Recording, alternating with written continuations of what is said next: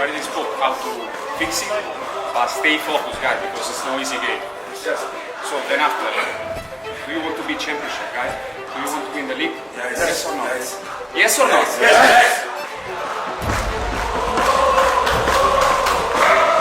Di dunia sepak bola ada banyak prinsip dan etika yang harus dipegang oleh setiap pelakunya. Salah satu yang paling penting dan selayaknya harus dilakukan oleh setiap orang tanpa terkecuali adalah prinsip profesionalitas. Karena dengan yang namanya profesionalitas, tentu itu jadi kunci untuk semuanya bisa berjalan dengan baik dan sesuai dengan apa yang telah direncanakan. Dan di sepak bola Indonesia sekarang lagi ada banyak orang yang menyinggung tentang masalah profesionalitas. Kenapa? Karena ada salah satu pemain di Liga Indonesia yang dinilai oleh sebagian pihak bahwa pemain tersebut kurang menerapkan prinsip profesionalitas dalam menjalankan karirnya di sini. Siapa pemain tersebut? Pemain tersebut adalah pemain dari Persib Bandung, yaitu Federico Barba. Dan sekarang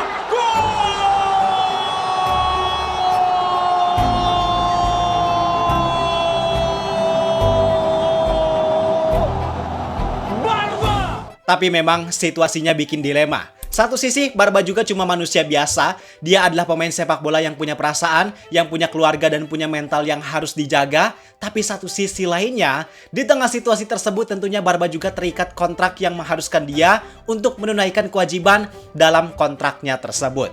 Maka supaya kita bisa memahami situasi yang ada saat ini, gue mau ngajak kalian buat kita sama-sama bahas tentang gimana sih idealnya dan pentingnya profesionalitas dalam dunia sepak bola. Yang kemudian nantinya kita juga kaitkan dengan situasi Federico Barba saat ini.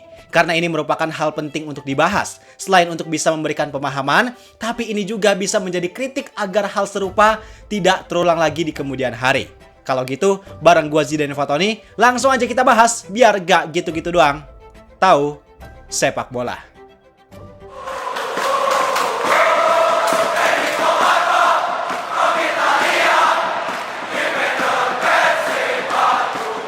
Jadi langsung aja, kenapa profesionalitas merupakan aspek yang penting dalam dunia sepak bola? Jawabannya bukan hanya karena profesionalitas itu merupakan sebuah kewajiban. Enggak cuma itu. Melainkan profesionalitas adalah fondasi untuk sebuah sistem sepak bola.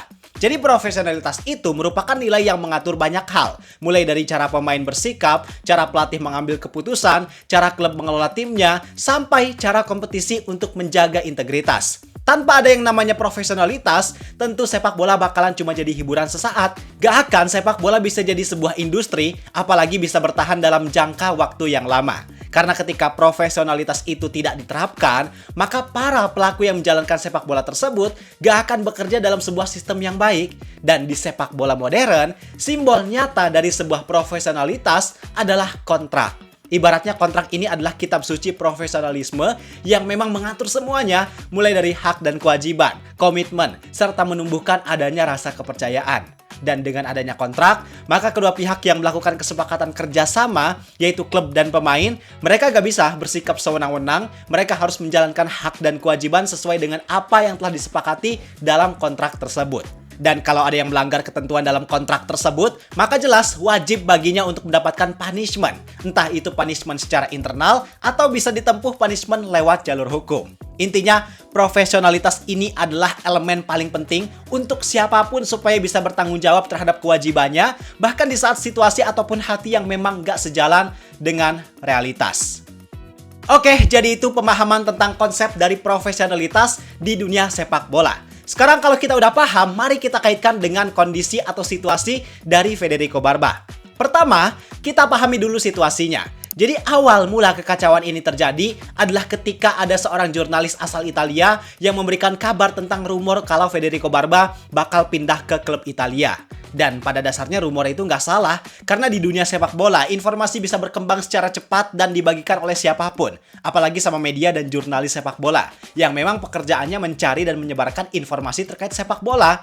Dan respon yang diberikan Federico Barba ketika awal berita itu muncul juga sebenarnya udah cukup baik. Dia nggak menyanggah rumor tersebut, dia nggak mengiyakan juga. Walaupun dia sempat membicarakan masalahnya, yang dia ada masalah adaptasi di Bandung, tapi dia tetap bilang di akhir bahwa dia sekarang masih menjadi pemain Persib dan bakal tetap fokus sama karirnya di Persib.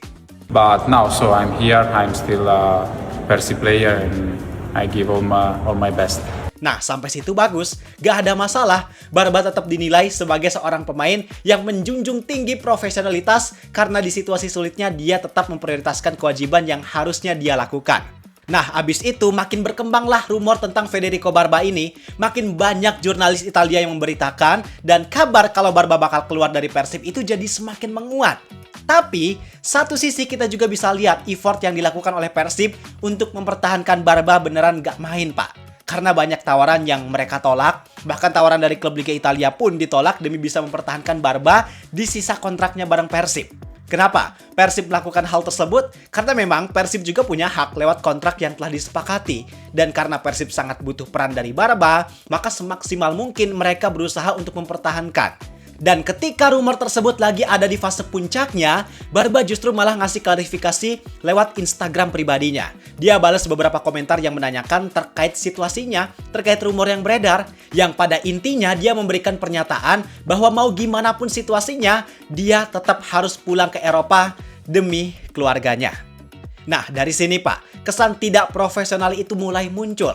Karena situasinya Barba masih terikat kontrak bareng Persib, maka ketika Barba menyatakan keinginannya untuk pindah secara terbuka kepada publik, walaupun mungkin dia melakukan hal itu supaya bisa ngasih kejelasan, supaya kebingungan, pertanyaan, dan kegaduhan yang muncul di publik itu bisa diredam, tapi justru itu dinilai jadi hal yang gak profesional. Seolah dia itu gak menghormati kontraknya di Persib. Karena whatever kondisi yang terjadi sebenarnya itu mau kayak gimana pun, tapi ketika urusannya sama publik, maka udah selayaknya juga untuk Barba memberikan statement yang lebih bijak atau menghormati kontrak dan situasi Persib yang sekarang. Dan dampak terhadap situasi ketika statement tersebut udah disampaikan ke publik, bukannya bisa menyelesaikan masalah, tapi justru malah menambah masalah baru, karena bisa jadi ini jadi hal yang mengganggu fokus tim, mempengaruhi kondisi ruang ganti, atau bisa juga memberikan tekanan psikologis ke pelatih dan manajemen. Dan yang rugi siapa? Yang rugi ya semuanya. Satu sisi, Barba dinilai oleh publik sebagai pesepak bola yang kurang menjunjung tinggi aspek profesionalisme. Yang hal tersebut jelas bakal berpengaruh terhadap reputasi dan karirnya. Kemudian satu sisi lainnya, Persib juga dirugikan karena situasinya bisa bikin skuad Persib sekarang jadi agak turbulence. Tapi yang harus kita perhatikan juga, dan ini mungkin banyak dilupakan oleh para supporter, bahwa pemain sepak bola juga manusia biasa. Dari situasi Barba sekarang, yang dia rindu keluarga, kondisi kesehatannya terganggu, adaptasinya kurang baik, itu sebenarnya hal yang wajar sebagai manusia dan gak bisa terlalu dipaksakan. Karena dalam teori olahraga modern, ada istilah yang namanya non-sport stressor, atau sederhananya, tekanan di luar lapangan yang bisa berpengaruh terhadap performa. Nah, dalam banyak kasus, ketika situasi itu dipaksakan, gak jarang ada juga yang malah menimbulkan dampak negatif. Misalnya, mental jadi drop, performanya menurun, lebih rentan cedera, bahkan bisa juga jadi beban taktis buat tim karena permainannya gak akan maksimal. Dan keinginan untuk pindah tersebut sebenarnya bukan berarti niatnya buruk, tapi memang jadi sinyal bahwa secara fisik mungkin masih sanggup, tapi secara mental dia udah mulai kosong. Bisa kelihatan dari apa yang terlihat dari Barba sekarang ketika dia latihan, seolah tatapannya itu kosong, seolah dia punya banyak hal yang mengganggu pikirannya. Dan pasti pertanyaan paling besar dari kita semua, sebenarnya apa sih yang jadi masalah utama dari kasus ini? Nah, ini yang penting buat kita pahami, bahwa yang jadi masalah utamanya di sini adalah cara dan timing. Karena yang bikin kasus Barba jadi kelihatan buruk, itu bukan karena keinginannya untuk pindah, bukan karena masalah internal di hidupnya, tapi pertama, karena timingnya yang salah. Dia menyampaikan hal ini di situasi yang kompetisinya masih berjalan, di situasi Persib yang sedang mengejar target dan ambisinya. Kemudian yang kedua, karena cara penyampaiannya yang terlalu terbuka, karena dengan penyampaian yang terbuka tersebut, otomatis hal ini jadi konsumsi publik yang pada akhirnya menimbulkan beragam pandangan, statement, bahkan kegaduhan yang sifatnya negatif. Padahal coba, kalau Barba lebih bijak lagi, misal dia tetap mengelola masalah ini secara internal, terus dia kembali mempertimbangkan keputusannya lagi secara lebih matang, mungkin persepsi negatif yang sekarang berkembang di publik dan situasi turbulence di skuad Persib sekarang bakal lebih berkurang. Persib maupun Bobotoh itu bisa tetap fokus untuk persiapan menghadapi laga selanjutnya. Maka sekarang dengan situasi yang semuanya udah terjadi, Persib dihadapkan dengan pilihan yang sulit. Opsi pertama adalah mempertahankan Federico Barba yang secara mental mungkin udah gak 100% dengan risiko yang bisa jadi performa Barba ke depannya bakal menurun. Kemudian opsi kedua adalah melepas Federico Barba di momen yang krusial yang risikonya adalah stabilitas skuad Persib, baik itu secara permainan dan khususnya stabilitas di lini belakang yang kemungkinan besar bakal terganggu. Nah, bingung kan? Semua ada risikonya masing-masing, maka sekarang keputusannya memang harus diambil secara lebih bijak, baik itu dari pihak Persib maupun Federico Barba tanpa melibatkan emosional. Keputusannya bisa ditinjau dari segi evaluasi komitmen Barba ke depannya gimana, apakah dia masih bisa memberikan effort yang 100%, atau justru lebih baik jika Persib dan Barba berpisah.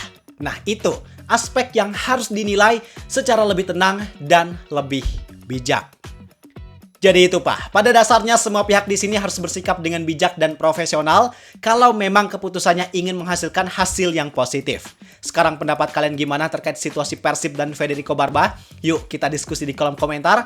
Gue rasa cukup sekian untuk video kali ini. Like dan subscribe-nya jangan lupa. Terima kasih, gue Zidan Fatoni. Semoga bermanfaat. Sampai jumpa di video berikutnya. See ya!